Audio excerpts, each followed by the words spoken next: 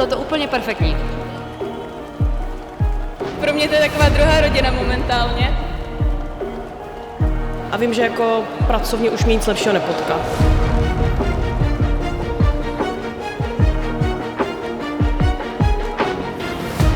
Pojďme si tedy zatleskat, udělat si příjemnou atmosféru, ale zároveň se i odměnit tímto prvním potleskem za vaše výkony. Díky moc.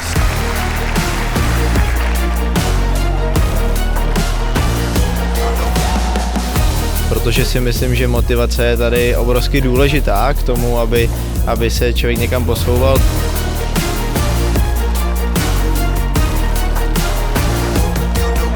Jsou tam hluboké myšlenky, velmi inspirativní myšlenky, taková cesta ke splněným snům a přáním. Mně se to líbí, jsou tady strašně cool lidi se zajímavým příběhem. To nejdůležitější je právě učit se malý kroky každý den. Takže nechtějte po sobě velkou změnu ze dne na den, ale chtějte opravdu malé věci. Ten program je vždycky jiný, vždycky mluví jiný lidi, takže je to paráda. Znamená to pro mě v podstatě rodina. Mám tady spoustu kolegů, který mám moc rád. OFOB, velká příležitost. OFOB vlastně umožňuje to, že i pracovní kolektiv vlastně je svým způsobem i kamarádský.